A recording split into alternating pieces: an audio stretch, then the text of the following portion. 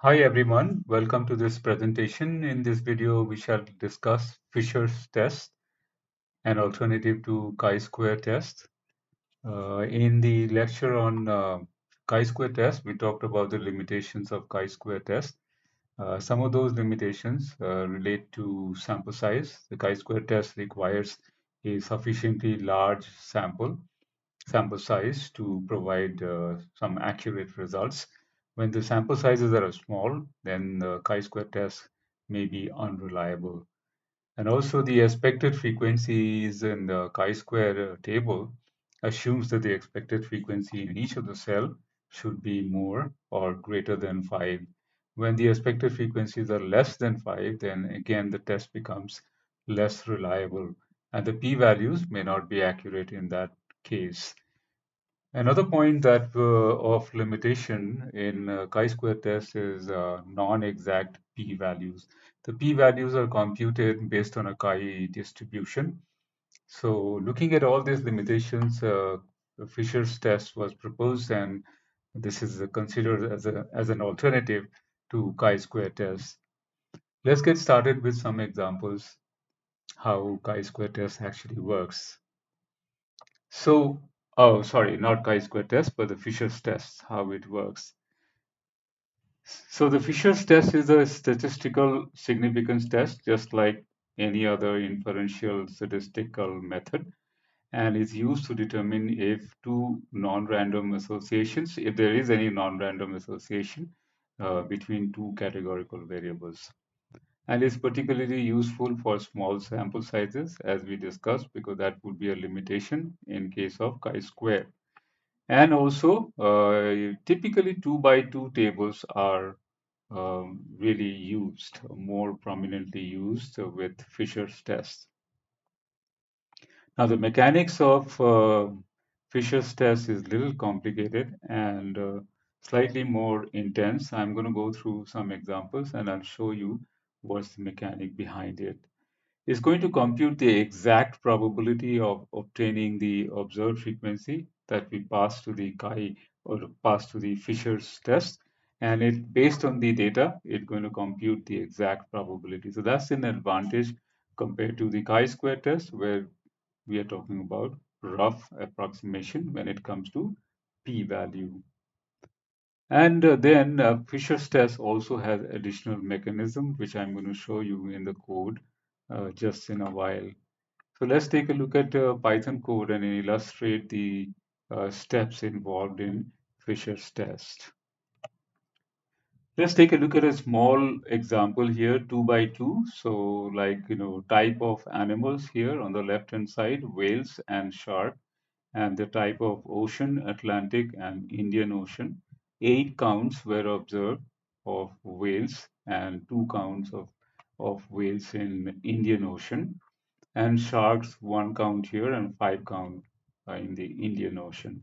So we would like to find out if there is any association between the type of animals and the ocean, Indian Ocean or Atlantic Ocean. And this is a 2 by 2 metric.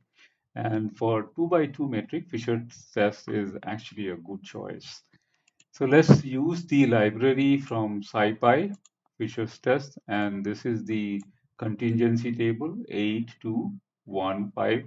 Put them in the contingency table just like we did in the case of chi-square, and then we use the library to compute the p-value, and also in place of test statistic, now we have a odds ratio because that statistic is not computed in Fisher's test.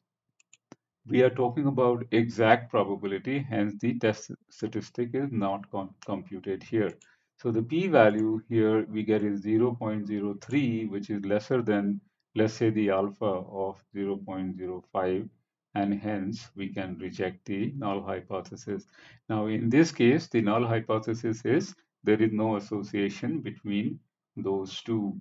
And now the p-value, which is smaller than 0.05, which is essentially the the significance level. So now we can reject the null hypothesis.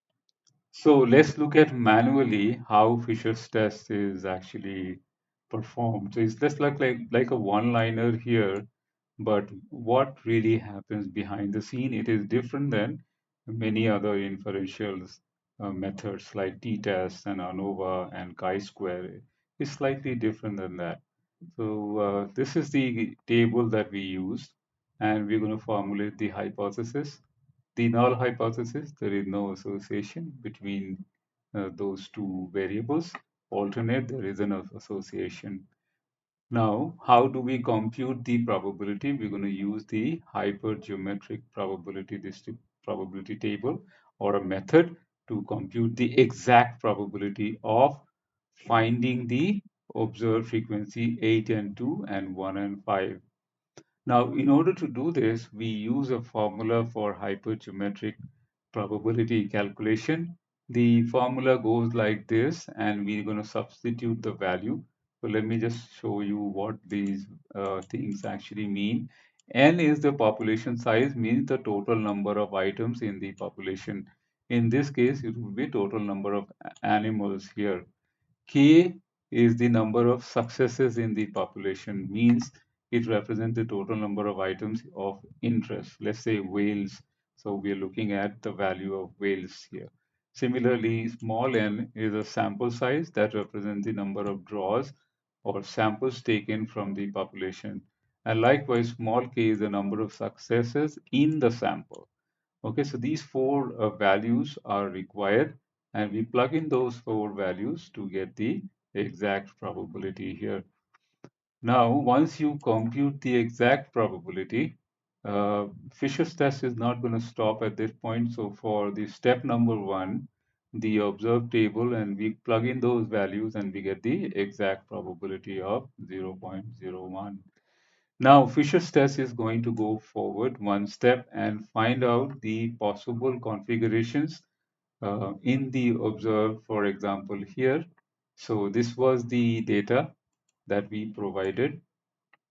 And now Fisher's test will make sure the row totals and the column totals remain the same, 10 and 6, and then just alter these values inside, and but make sure the row total and column total is the same or is maintained. Now, similarly, this is the table 1, table 2, and likewise, Fisher's test is going to create a few more tables and then make sure those tables are extreme. That means the probability obtained by those different tables, the probability is probably smaller than the observed frequency table here. So, for example, more extreme table 1, more extreme table 2, 3, and all that, is going to find the probability for each of the cases, and then is going to sum them, all of these probabilities, into 1. And after adding, what you get is the net probability for the observed frequency. So this is how Fisher's test actually works. So it's different than the chi-square and the other t-tests and other inferential technique in the sense that it doesn't have a test statistic. It computes the exact probability of finding the observed frequency table. I hope this illustration is useful and easy to understand. Let's follow that up with another example here. Now I have this table here of treatment and improved and not improved. It's like, some patient count here in both of these columns. Now I'm going to perform the chi-square test. As usual, find the expected frequency for each of the cell and then find the chi-square statistic, and that is the chi-square statistic. You can use the SciPy package as well and compute the chi-square statistic by using the package. This is 0.73 and a p-value of 0.39. Now on the same data, if I perform the Fisher's test, you notice the probability value is 0.24, which is kind of smaller than the probability value that we get here. Although in both cases, the probability values are not less than 0.05, so you're not going to reject it or reject the null hypothesis, but nonetheless, here it is advisable to use Fisher's test because we have a small table 2 by 2 and also the frequencies are smaller than 5 in the cells.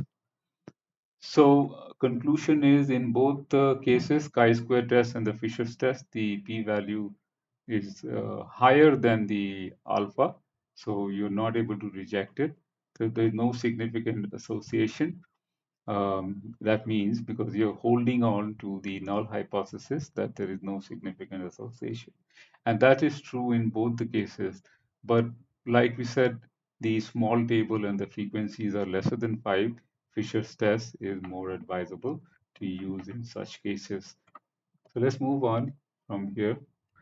So that was the coverage on Fisher's test and the background, how Fisher's test actually works and when should we consider using Fisher's test in a typical data science project, essentially feature understanding, feature selection phases. So see you in the next video. Thanks for watching.